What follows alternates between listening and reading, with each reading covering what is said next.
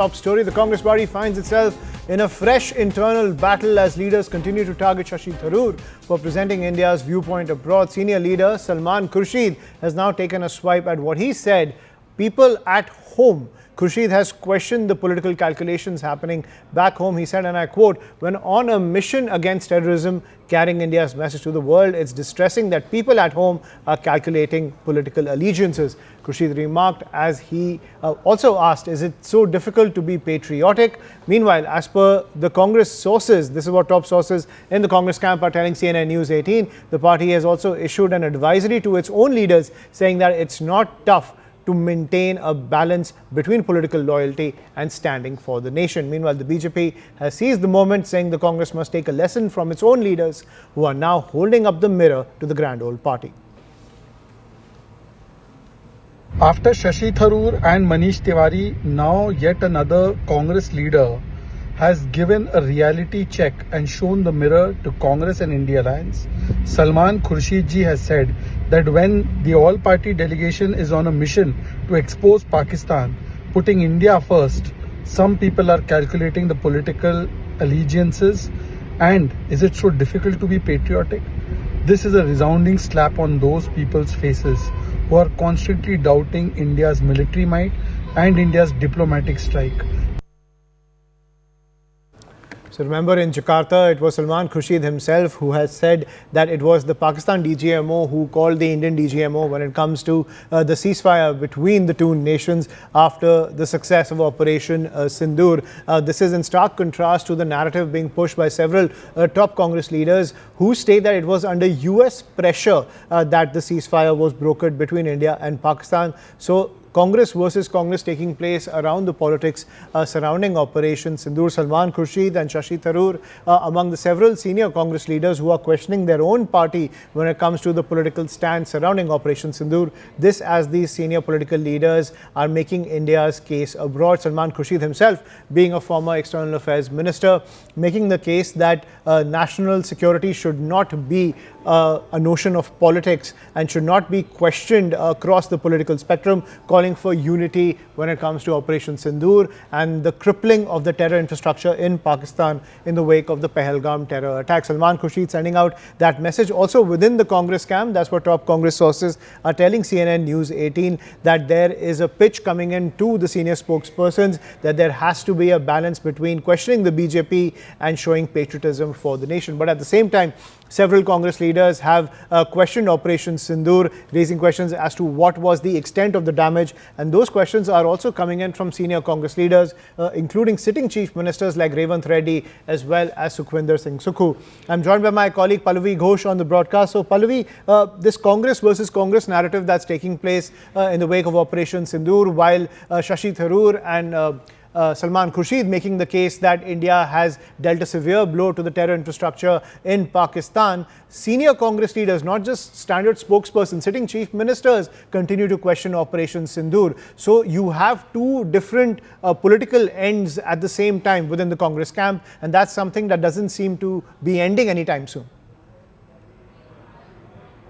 You're absolutely right, Ayushman. It is not so much government versus the delegation, it is actually Congress versus the Congress. I mean, if you just step back and look at the going on within the Congress party, on one hand we have leaders like a Salman Khurshid or say a Manish Tiwari or a Shashi Tharoor actually speaking like they should as a part of the delegation, because here you're representing not just your political party, you're also actually representing India, and over there you're telling the countries you're visiting that look, we are the wronged nation. It's a rogue country which is Pakistan, and Pakistan needs all kind of condemnation, and for this it is important that the world stands together with India, and this help is required not necessarily in terms of military, because we have got that acumen, but what is most important is that economic lifeline of Pakistan should be cut off. But back home over here, you've heard words coming in from say Udit Raj, where he has said that Shashi Tharoor is speaking like a BJP spokesperson. Then you of course have a Revant Reddy, Mr. Kharge, just about everyone, Rahul Gandhi, all of them actually repeatedly questioning the government. See, no one has a problem with questioning the government because you have have a right in a parliamentary democracy. But what are the questions you're asking? What is the time you're asking these questions? With what face will the delegation meet the country representatives that they're visiting when back home over here in India, the government is trying to be attacked, is being shamefaced, an attempt is being made to do that. And that is why the Congress versus Congress narrative that we are seeing is actually unfortunately making only the Congress look rattled, confused and weak. Right, but Pallavi, at the same time, if you look at the surgical strike, if you look at what happened in Balakot, Congress was clearly on the back foot when it came to the political narrative surrounding those surgical strikes against Pakistan. In this case, initially, there was a united front when it comes to Operation Sindoor. But even till date, several top opposition leaders, let's look at Asaduddin Owaisi, one of the most staunch critics of the Modi government. He has taken a very nationalist line, a pro-Operation Sindoor line. I won't call it a pro-government line, but a pro-Operation Sindoor line. At the same time, this fraying that's taking place within the Congress narrative, what are the political compulsions that they seem to be under when it comes to this kind of narrative coming in from the grand old party? What kind of political pressure are they facing which is forcing them to make such statements? Well, I'm just going to step back in time in 2019 when the Congress party lost. In fact, let's go back to 2014. The Prime Minister Modi became the PM on the point of Dr. Manmohan Singh being a weak Prime Minister, running a very weak foreign policy and anti-terror policy. And that is a blow which the Congress really has never recovered from. Come 2019, after the Balakot air strikes, there was a CWC meeting in which many senior leaders, including one of them being Anand Sharma, who made the point that, we had a faulty policy. We had actually attacked the government and questioned them and asked for proof on surgical strikes, and it has come back to hurt us. It is very easy now for the BJP to label us as a party which is anti-national, and therefore when the Congress decided that they're going to staunchly side by the government as far as Operation Sindoor is concerned, there were of course many happy faces within the Congress saying chalo der aaye durust aaye, but that happiness did not last long, and now you have the Congress going back to give it back to the BJP what they received in 2014. One, projecting the Prime Minister as being a weak Prime Minister who can't even stand up to America, in fact takes dictations from Donald Trump, and second, has not been able to stand up to Pakistan as well in terms of having a weak anti-terror policy. And that is why they're asking this question, that where are the terrorists who conducted a Pahalgam attack, because they're the same bunch who had actually done previous terror attacks as well. So we understand politically speaking where the Congress party is trying to take revenge, Ayushman, but taking this revenge will actually boomerang on them. The first big election coming up post Operation Sindoor, of course, is going to be the Bihar one, and that is where the litmus test will arrive. Let's not forget the maximum number of Agniveers and a large number of people from the Forge are actually belonging to Bihar. So this could actually hurt them when you start raising questions over the armed forces capability.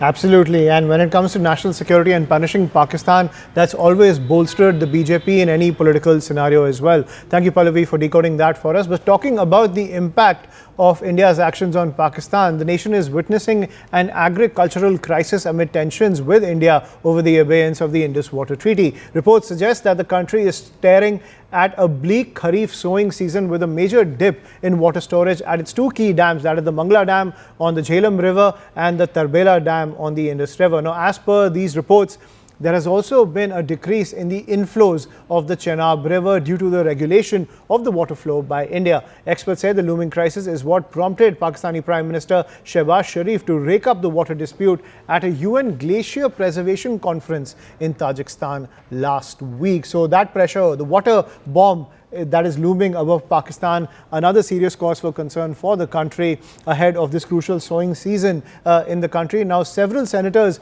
in Pakistan have always raised this point in the wake of Operation Sindoor, that when it comes to the Indus Water Treaty, India has the upper hand. And several senators have said that this water terrorism from India will severely affect the common Pakistani. And we've been seeing these reports coming in and more indications that there is an agricultural crisis that is looming inside Pakistan after the abeyance of the Indus Water Treaty, where India is now regulating the flow of water that is going into Pakistan. And reports suggest that the Chenab River is seeing a downward spiral when it comes to the flow of water to the crucial fields, especially in northern Pakistan. Also, when it comes to the storage of water, what we are seeing is that the Mangla Dam as well as the Tarbela Dam on two crucial rivers, which are the Jhelum rivers and the Indus river, are also seeing less water reserved for agricultural purposes. So this is a serious cause for concern when it comes to the situation inside Pakistan.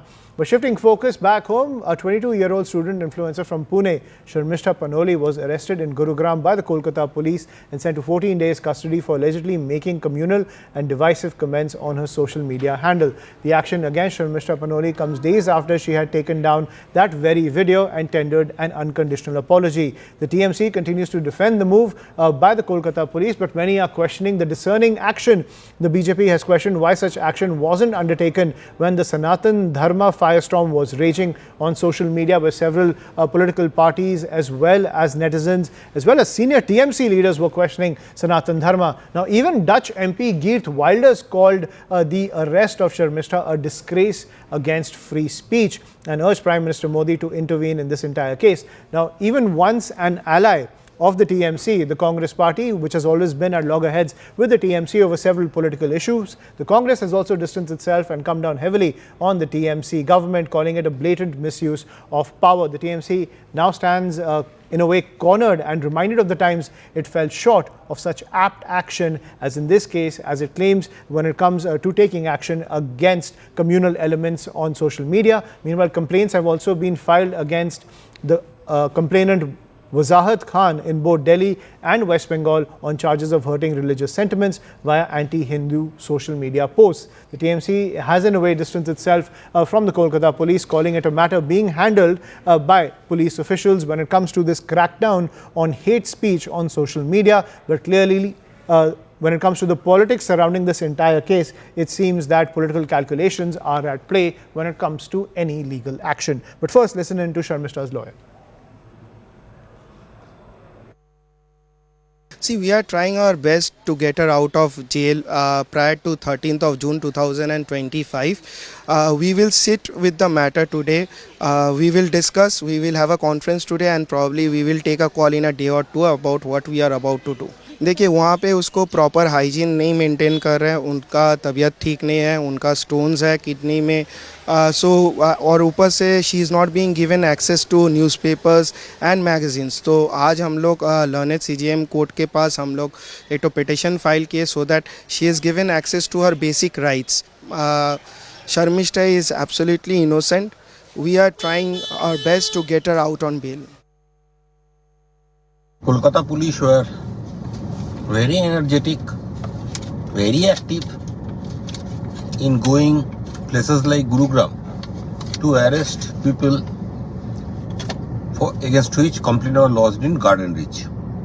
But today, I have lodged a complaint against one Mr. Rashidi, and that very person, interestingly, it is the person who lodged a complaint against Sharmishta, and based on which the girl of 22 years was arrested.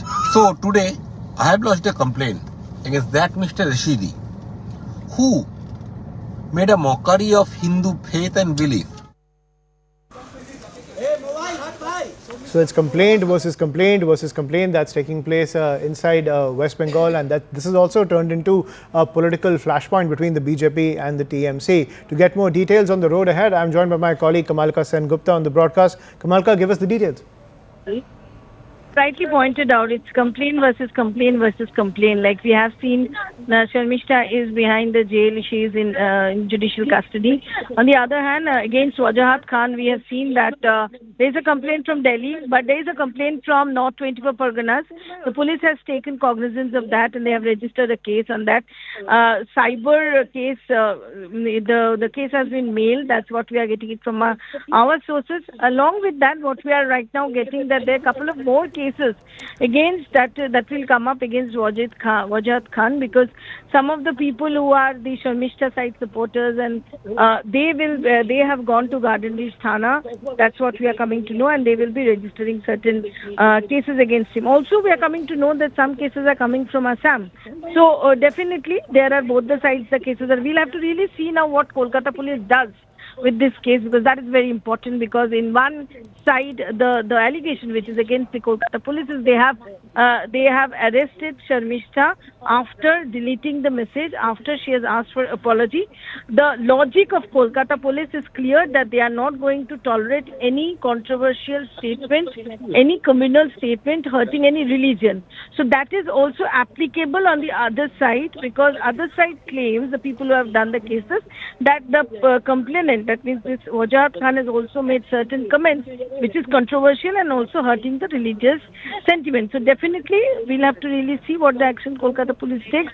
And the war of words is on, though in one side the BJP is raising certain questions, but on Trinamool, the Congress, they're clearly saying that law will take its course. But the BJP is up in arms with those things that, the MPs of Trinamool Congress like Shiny Ghosh and others they have mentioned, they have also stated certain comments. They have also come up with certain things in social media which is controversial.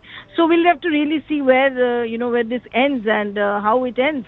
But definitely the next, all the eyes are definitely on Kolkata police on what they'll do next. Absolutely, and the political power play is also continuing in Bengal, where attacks also coming in from the Congress camp, Kamalika, when it comes to criticizing this move by the Kolkata police, crossing state lines to arrest an influencer over a video that she had already taken down. Clearly a lot of politics at play when it comes to the action of the Kolkata police. Is the big charge not only coming in from the BJP, but even the TMC ally, the Congress? Yeah, that's what is interesting. This Karti Chidambaram has tweeted first yesterday, and that's what is the Congress, an ally of Trinamool Congress in India alliance. Though they have not very good relations in state, but at the same time, somebody who is not from the state, Karti Chidambaram is not from the state. He's from National Congress, and he's from another state. So that's what is interesting, and the questions within the India alliance with this case, that is also very much interesting, because Trinamool also does not, if Trinamool gets a chance to malign Congress anywhere, they also does the same thing. So it's tit for tat in some way. So Congress, Karti Chidambaram up in arms, and he's the first one to tweet on this. Right. Thank you, Kamalika, for decoding the politics for us. It's a complaint versus complaint quagmire currently in West Bengal. Let's listen into more reactions coming in. Very rightly, Kangana Ranawat ji has said that don't make West Bengal another North Korea, because like North Korea, you don't have freedom of speech over there. But in India, in our Bharat, we have Dr. Ambedkar ji's constitution where there is freedom of speech. But in West Bengal, you don't have freedom of speech. And you have two types of rules, one for the Muslims and one for the Hindus. She repeatedly asked for forgiveness and she deleted the post. In spite of that, Mamata Banerjee is the police minister, and her police was so active in this, we have seen, that they went to Gurugram and they arrested her. वजाहत खान कादरी, जो कि कलकत्ता का रहने वाला है, लगातार अपने social media account x व Facebook पर हिंदू धर्म के बारे में, हिंदू देवी देवताओं के बारे में बहुत से अभद्र पोस्ट इस व्यक्ति ने किए। इसी को लेकर आज दिल्ली पुलिस कमिश्नर व साइबर सेल दिल्ली पुलिस के पास मैंने एक शिकायत दायर की है। आग्रह किया है कि इस व्यक्ति के ऊपर बीएनएस की धाराओं के तहत, आईटी एक्ट के तहत एफआईआर दर्ज की जाए, उसे जल्द से जल्द गिरफ्तार किया जाए। मैं बताना चाहूँगा कि ये वही व्यक्ति है जिसने शर्मिष्ठा, जो कि परसों गुड़गांव से बंगाल पुलिस ने जिनको गिरफ्तार किया था, जिनके ऊपर ये आरोप लगाया गया है कि प्रॉफेट मोहम्मद के बारे में उन्होंने कुछ आपत्तिजनक टिप्पणियां की थी, ये वही व्यक्ति है वजाहत खान जो उस मामले में शिकायत करता है। And shifting focus to some news on the economic front, the US has rejected India's notice at the World Trade Organization that proposed retaliatory action against Washington, imposing steep import tariffs on steel and aluminum. The United States has said its actions were not safeguard measures, which is why it will not hold any discussions with New Delhi. Reports suggest India may retaliate by proportionately suspending concessions given to American imports, for example, almonds and walnuts, and levy higher custom duties on metals coming from the United States. Adopt a confrontational style with President Trump. Point number one. Point number two, WTO is toothless because there is an appeal mechanism, and that mechanism has not been working for a long time. Why? Because the United States refused to nominate the arbitrators into that council. So going to WTO was not a very fruitful approach.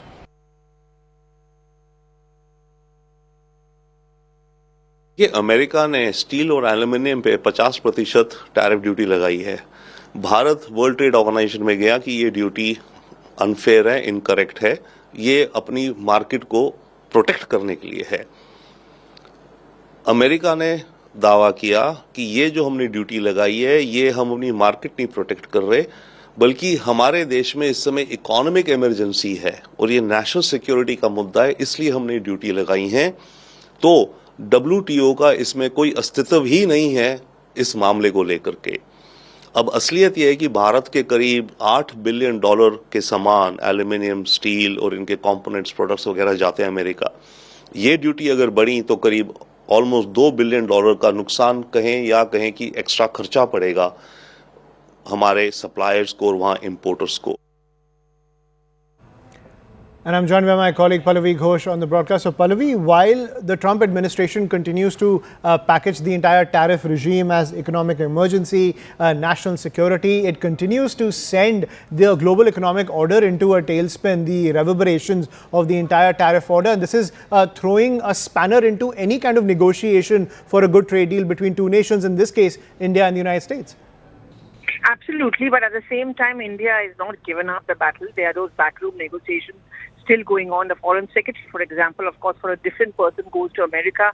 India, the prime minister holds a very good equation with Donald Trump. So India is hoping that balance can be maintained. On one hand, providing reciprocal, softer trade tariffs with America, but on the other hand, also ensuring that India's interests are not hurt. And the one area we are really focusing on is on the agrarian sector. We, of course, know as an agrarian economy, large number of farmers depend on us. And we do not want to give so excessive tariff relief that American products, farm products, flood the Indian market to the detriment of the Indian farmer. So that balance may be a little difficult to maintain. It's challenging. But at the same time, that's why India has also looked for a plan B. And the plan B is look for alternative markets, for alternative products as well, to try and ensure what they may lose out in terms of the American market, they can actually find an alternative market which will ensure that we have a trade surplus. Absolutely. Thank you, Pallavi, for decoding that for us. We will continue to track all the developments coming in on the economic front, given the tariff tussle that is taking place between India and the United States, and the wider economic order across the globe. For now, quick break. More news and updates on the other side.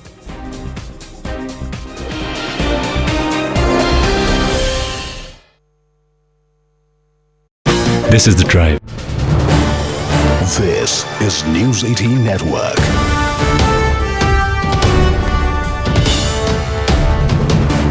India's largest news network. Sheikh Hasina charges crime against humanity as Bangladesh's Crimes Tribunal has indicted the former Prime Minister of Bangladesh, Sheikh Hasina, and two other senior officials in her erstwhile cabinet on serious charges, including mass murder. Now, besides Sheikh Hasina, the country's former Home Minister Khan Kamal and ex-IGP Chaudhry Mamoon have also been named as co-accused in all of these charges. Remember, all of this comes in connection with the violent crackdown on student-led protests last year. The chief prosecutor at International Crimes Tribunal has alleged that Hasina orchestrated a quote-unquote systemic attack and is responsible for crimes against humanity. The trial began nearly 10 months after her government was ousted. The tribunal, led by Justice Ghulam Mortuza, formally took cognizance of the charges and will now proceed with the trial in absentia. Remember, she is still in exile. The prosecution has accused Sheikh Hasina and her aides of using brutal force to suppress mass dissent. A party's website has been banned in Bangladesh by the interim government under Mohammad Yunus. Meanwhile, Bangladesh Supreme Court has lifted the ban on Jamaat-e-Islami party more than a decade after it was banned by Sheikh Hasina's government. This means that Jamaat-e-Islami party can now be formally listed with the Election Commission and can contest polls.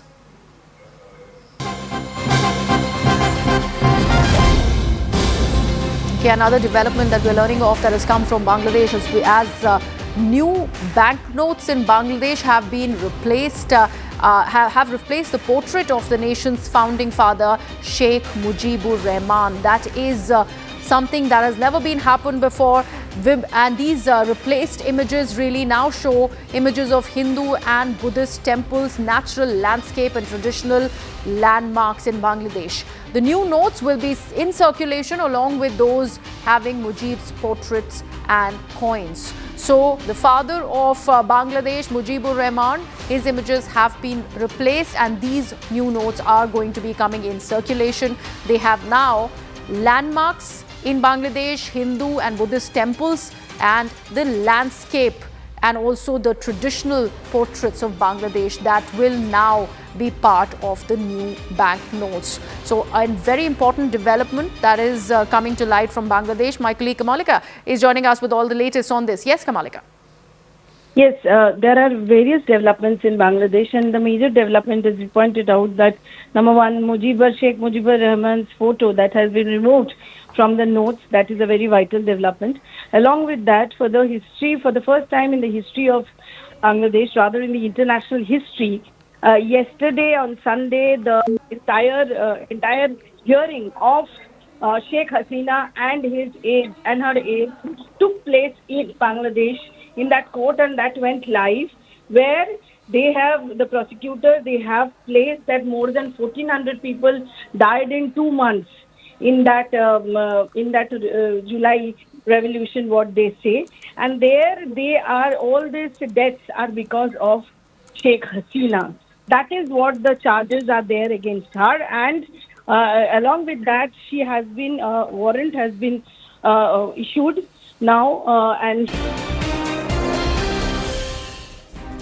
And welcome back to the Nation at 5 with me, Ayushman Singh Jamwal. Big breaking news coming in from Maharashtra, where fungal growth on food and expired items has prompted the FDA to suspend Zepto's license in Dharavi. The food business license has been suspended by the Maharashtra Food and Drug Administration for non-compliance with food safety standards, and an inspection was conducted which revealed several violations. Now, these included fungal growth on certain food items, improper maintenance of cold storage temperatures, inadequate separation of expired and valid stock, food products stored directly on the floor, as well as wet and dirty floors. You can see those visuals on your screen, as well as the storage of food items near clogged and stagnant water, posing a huge health risk when it comes to the operations of the e-commerce giant. My colleague Yasha Kodak gets us this report as this startling revelation has come to light when it comes to the operations of Zepto in Dharavi. After raid by FDA at Zepto's storage unit at Dharavi, this is the unit where the raid was conducted by the FDA. It in fact is licensed under Kiranaka Technologies Private Limited. A raid was carried and forthwith, FDA has also suspended license of this very institute. This is located at Dharavi.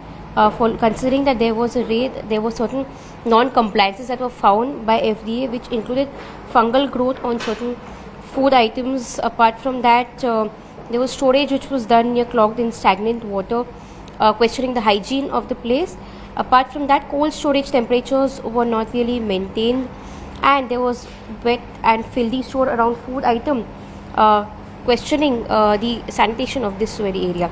As a result of which, FDA has sent notices, suspended the license of Zepto. In fact, they have also said that there was expiry food items that was found, which was not separated from the actual from the food item good for consumption. Now, clearly, after notice have been sent, the suspension has been kept effective until the compliance has been achieved by Zepto. In fact, to which Zepto has also issued a note. You see, this is a kind of facility that was set up. Of course, some of the main areas, for that matter, the main storage right here behind me has been kept shut. We've of course not seen any kind of notice being issued outside this very door. So far also to demarcate that this is in fact the unit, or this is in fact the storage unit for Zepto. There's no name or demarcation being done outside the very door as well as we visit. Now, in the wake of those startling revelations, Zepto has now released a statement. It has said, and I quote, "Maintaining food safety and hygiene is non-negotiable."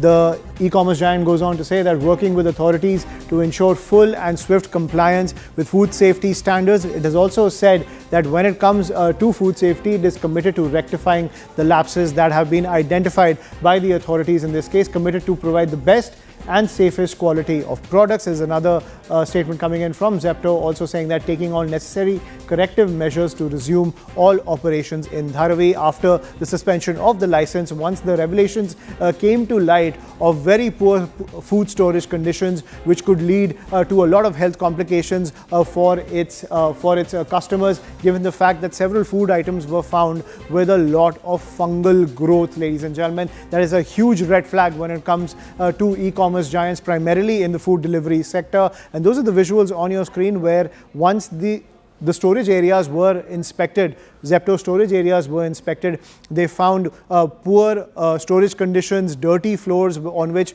food items were kept, fungal growth on certain food items, wet and dirty floors as well, poor cold storage temperatures, because remember, any food items, if it's stored in a very haphazard cold storage environment, it develops even more and more fungal growth, as well as a lot of microbes which are very harmful to humans.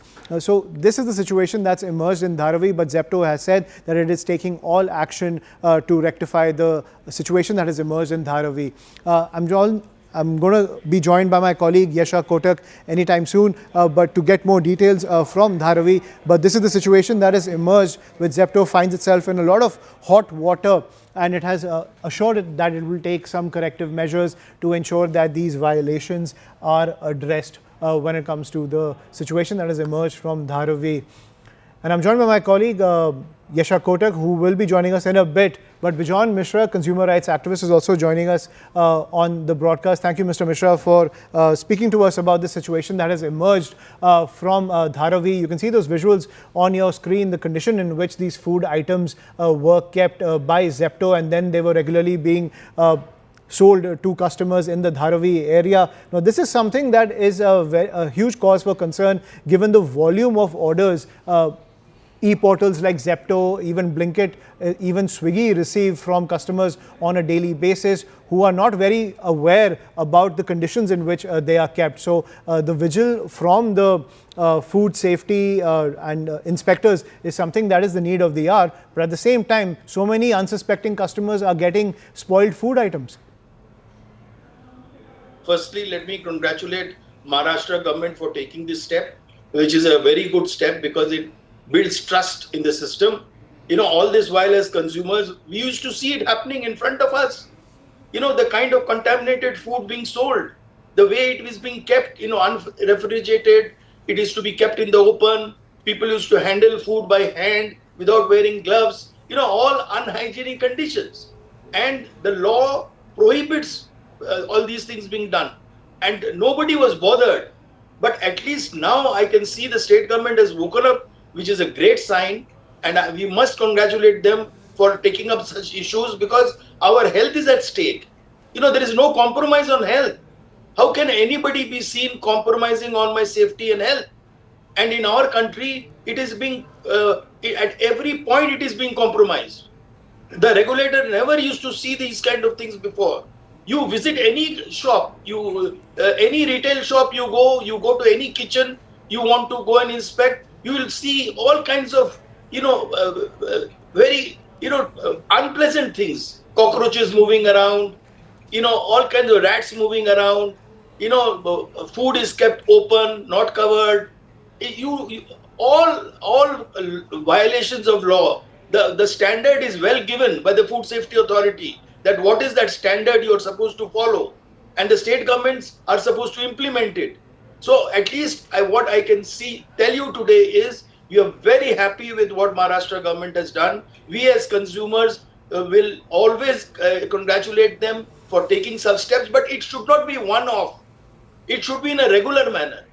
All the retail outlets should be, you know, scrutinized, and surveillance should be so strong that not a single retailer should ever compromise. There should be fear in them that if I do something, then something serious is going to happen. Like they have sealed the business. That's the only answer. Seal the business. Don't allow them to do the business. You know, The most deterrent. The deterrent is not fine.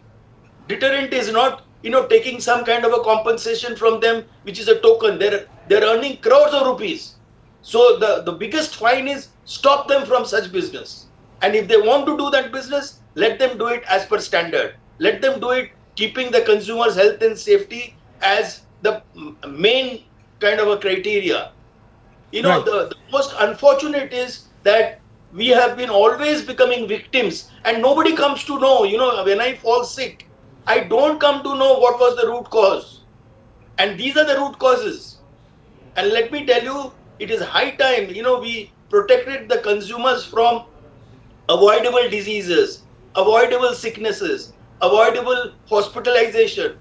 And as you know, health cost is so high. Today, if by, God forbid, you get hospitalized, can you imagine the amount of money you spend for getting yourself treated? And in government hospitals, it's again a pity sometimes.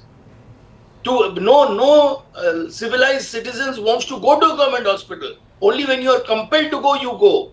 And now if you fall sick, where do you go? You have to go to the private. You have to spend that money. And what is the root cause? Is these kind of food being sold, which is compromising on the safety, which is compromising on in terms of good practices of retailing. It is compromising on, at every step it is compromising. Right.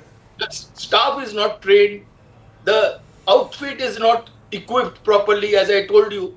The things are supposed to be kept under refrigeration under particular temperature. You go there, you find there is no refrigeration. It's all kept in the open.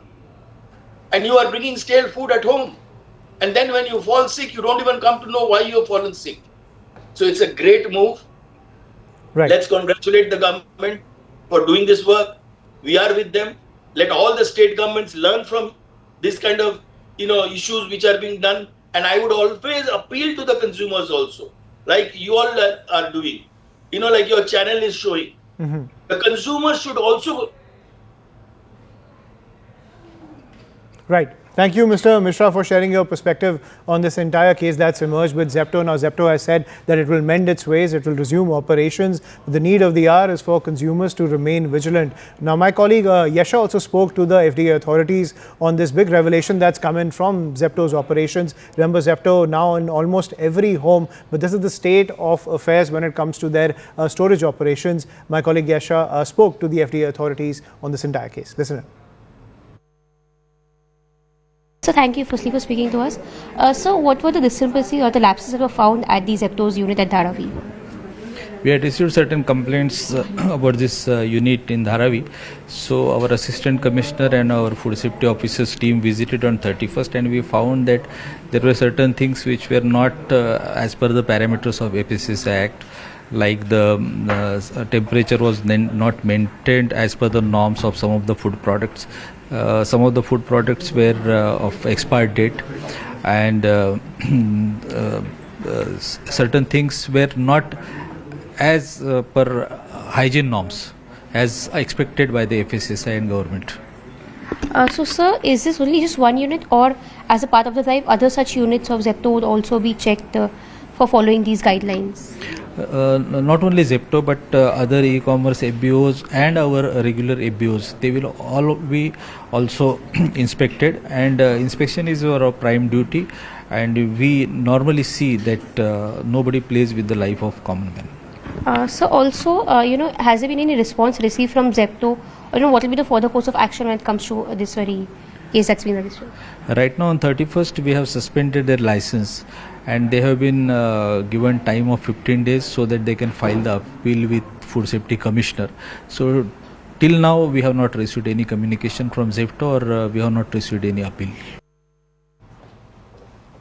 And I'm also joined by Sriram Khanna, consumer rights activist, on this huge revelation that's coming in on Zepto's operation. So this is, of course, a cause for alarm given the fact that so many people across the country now have access to these e-commerce delivery sites, and there's a huge question mark over their storage operations at the end of the day. Now, given the fact that earlier there used to be select markets where the authorities could kind of keep vigil about the conditions in which food was kept or food was prepared. Now with cloud kitchens, now with these warehouses which are being used by Zepto, Blinkit, as well as Swiggy and so many other e-commerce sites, keeping vigil on them has become a huge cause for concern, which is why you see all of these firms cutting costs and keeping food in such dismal conditions. Well, let me say that the food standards which have been notified by the FSSAI on storage and selling of food, they are universal. Everybody has to follow them, whether it is a small firm or a large firm. And it should be easier for a large enterprise to follow those, because these are not extraordinary requirements.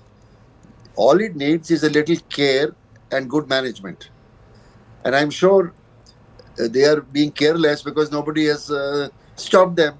Today they have been given a notice and their license is suspended.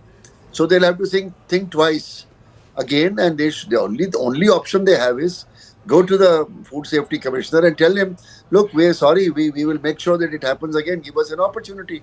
And these offences are compounded, so some penalty will be paid and they can improve things. So I think this is a stitch in time that will save 9.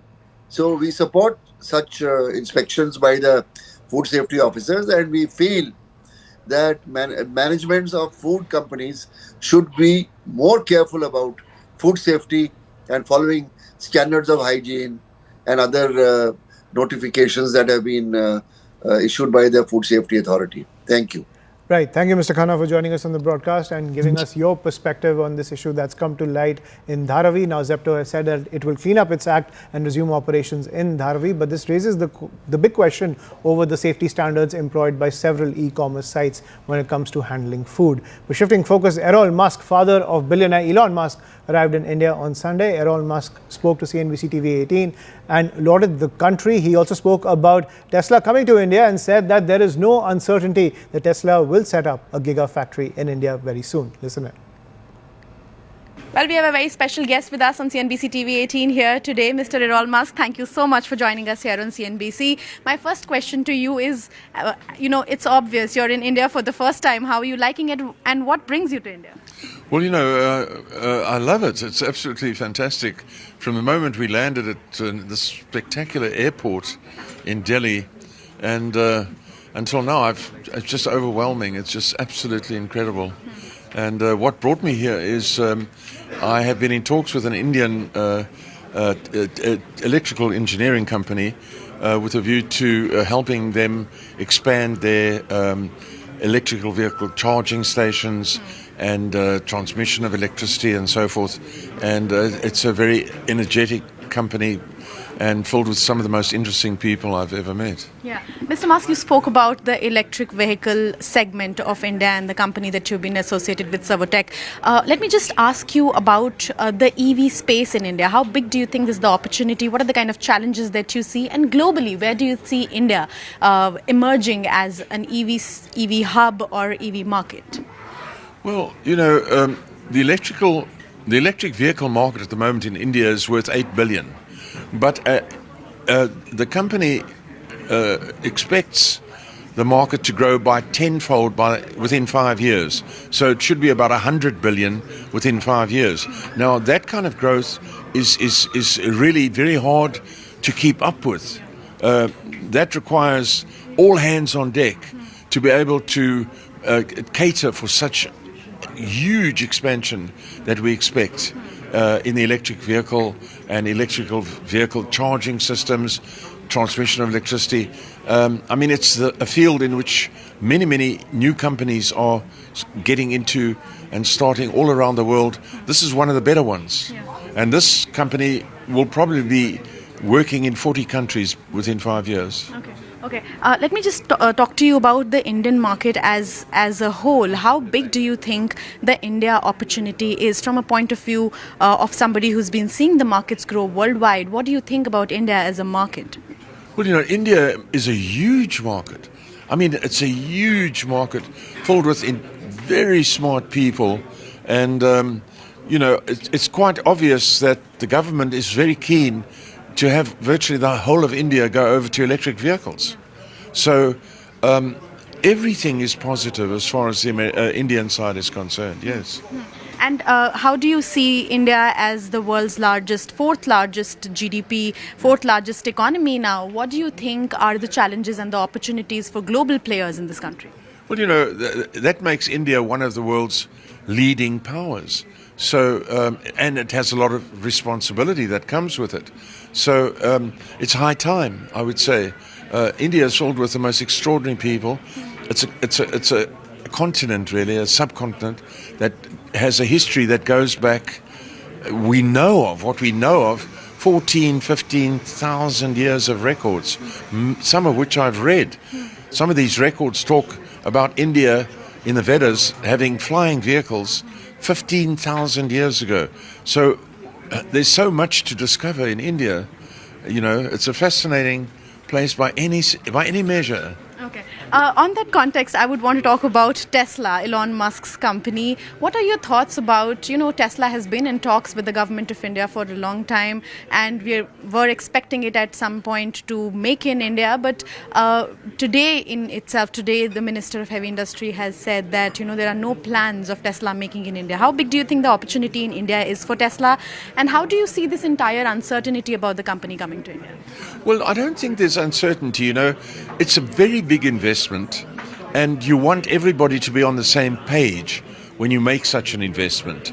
And it's getting there.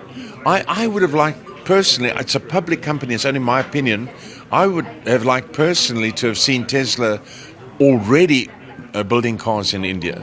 A gigafactory. It should have been here already. There's no question about it.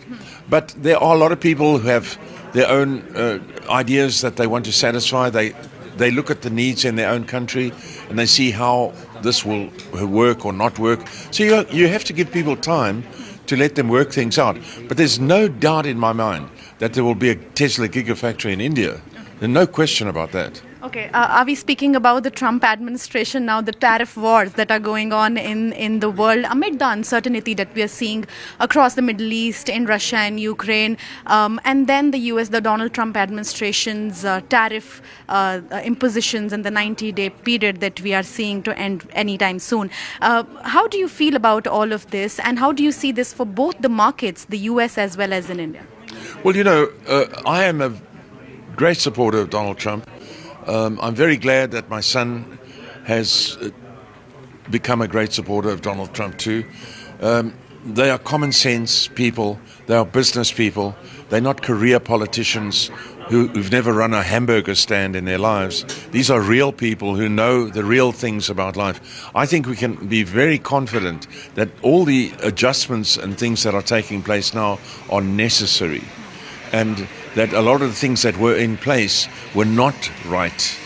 So we are in a much better position now, place now in the world, India, the Americas, Europe and so on, than we were last year this time.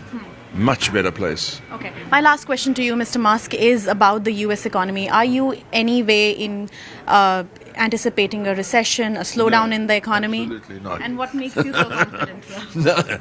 No. That's media hype. No, that's nonsense. No. America will expand very much, just like India will in the next while. Okay. Yeah. Thank you so much, Mr. Musk, and I hope we see you in India as soon, much more than you have.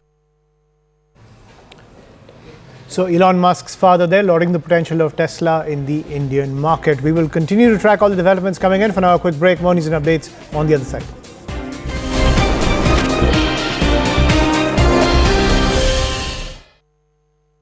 We are about to. This is News 18 Network.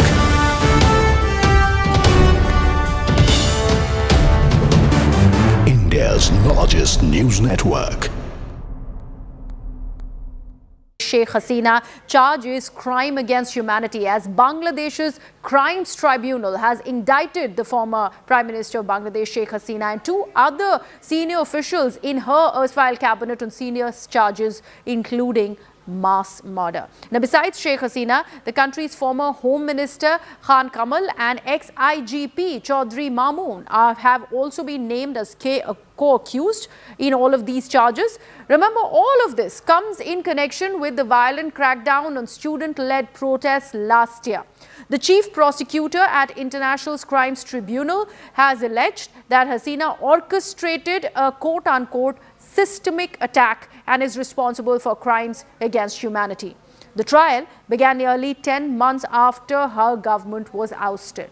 The tribunal, led by Justice Gholam Mortuza, formally took cognizance of the charges and will now proceed with the trial in absentia. Remember, she is still in exile. The prosecution has accused Sheikh Hasina and her aides of using brutal force to suppress mass dissent. A party's website has been banned in Bangladesh by the interim government under Mohammad Yunus.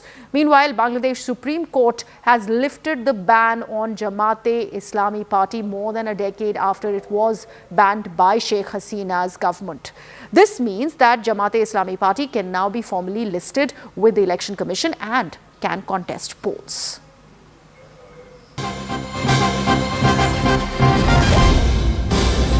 Okay, another development that we're learning of that has come from Bangladesh is as new banknotes in Bangladesh have been replaced, have replaced the portrait of the nation's founding father, Sheikh Mujibur Rahman. That is something that has never been happened before. And these replaced images really now show images of Hindu and Buddhist temples, natural landscape and traditional landmarks in Bangladesh. The new notes will be in circulation along with those having Mujib's portraits and coins. So the father of Bangladesh, Mujibur Rahman, his images have been replaced and these new notes are going to be coming in circulation.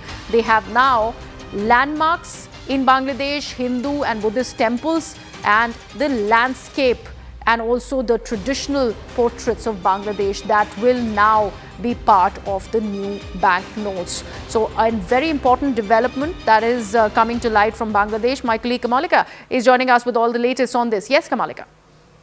Yes, there are various developments in Bangladesh, and the major development is, you pointed out, that number one, Sheikh Mujibur Rahman's photo that has been removed from the notes. That is a very vital development. Along with that, for the history, for the first time in the history of Bangladesh, rather in the international history, yesterday on Sunday, the entire hearing of Sheikh Hasina and his aides and her aides took place in Bangladesh in that court, and that went live, where the prosecutors have placed that more than 1,400 people died in 2 months in that July revolution, what they say, and all these deaths are because of Sheikh Hasina. That is what the charges are there against her, and along with that, she has been warrant has been issued now, and she has been asked to be present. That the court has asked the interim government to make Sheikh Hasina present by 16 June in court. So this is also a very important development, because in every way there is absolutely crackdown on Awami League. That is quite clear. That party has been banned there. Not only that, the website has also been banned, and now the entire judiciary, entire trial and everything, all this. And welcome back to the Nation at 5 with me, Ayushman Singh Jamwal. Shifting focus to the world of entertainment after Deepika Padukone walked out of Sandeep Vanga Reddy's spirit. A debate has erupted over working hours, especially for new mothers. Deepika Padukone has now found support from Bollywood colleagues like Kajol, Ajay Devgan and Saif Ali Khan. Radhika Apte has called for more family time and admits that the film industry isn't really conducive for new mothers and admits she struggles to navigate work now. Actor Divya Spandana reacted to the work-life balance debate and said women need not give any justification. She slammed patronizing mindsets and said very often women work around the schedules of male actors.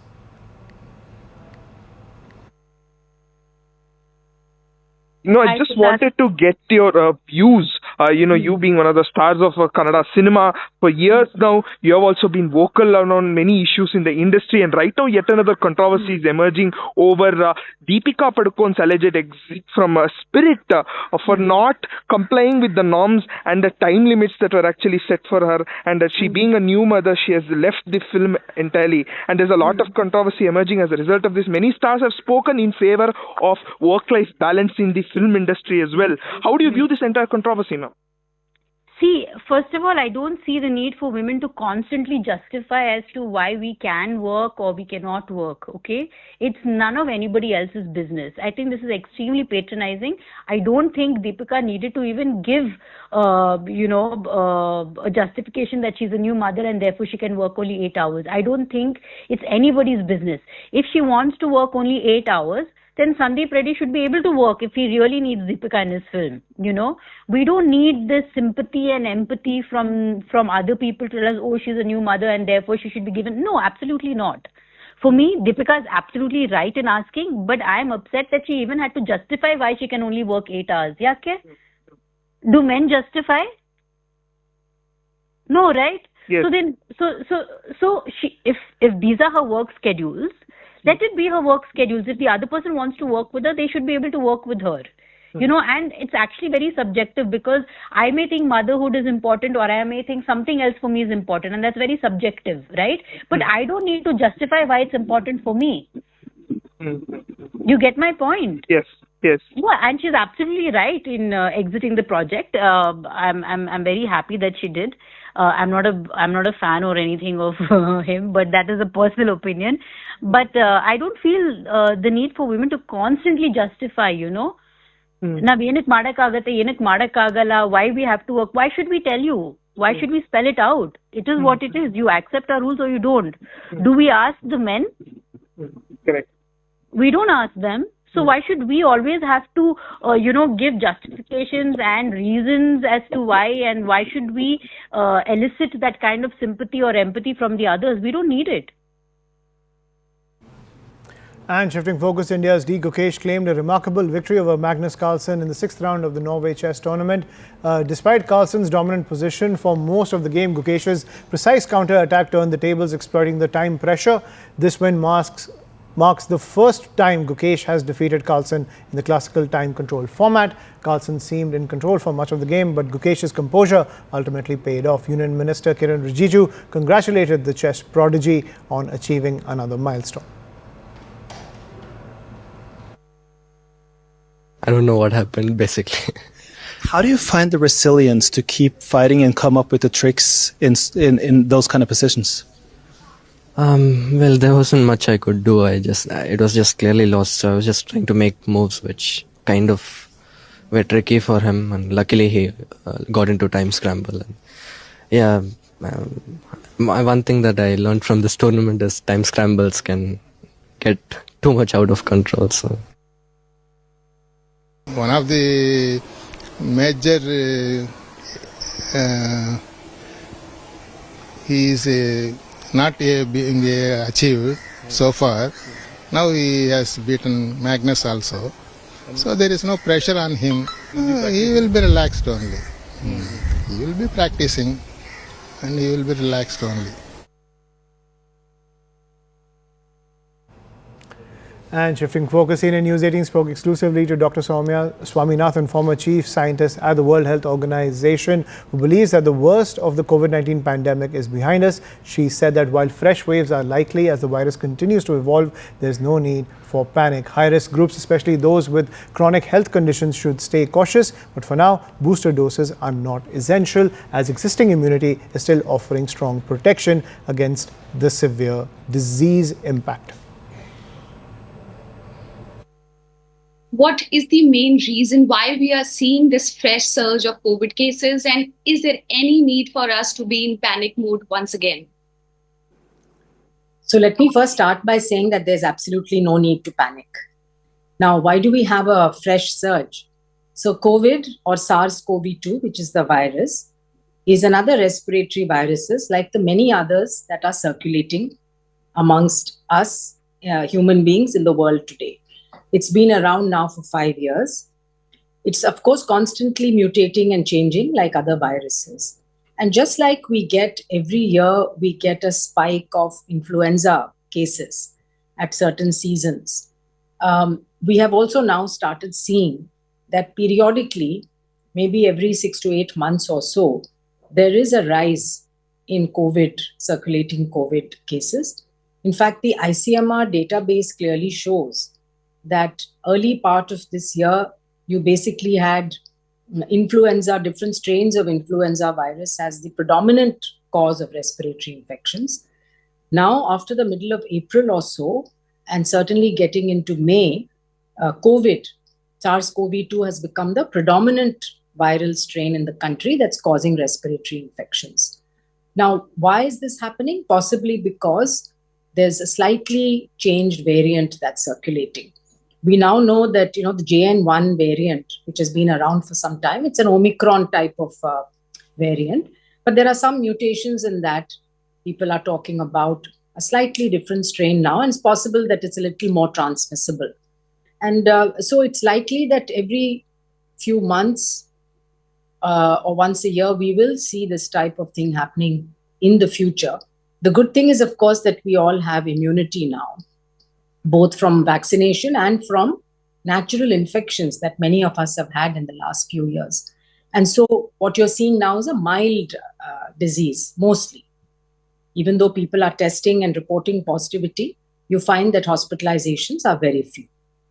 Is there a particular section of people, like we have understood earlier also during COVID, that people with immunocompromised systems or comorbidities need to protect themselves? The advice remains same here as well, despite the fact that we have seen the Omicron wave earlier and this comes from the same lineage. Correct. So, people who have these underlying illnesses, whether it's immunodeficiency or it is, heart disease or lung disease, pre-existing lung disease, they definitely are likely to get a little more sick when they get a respiratory infection.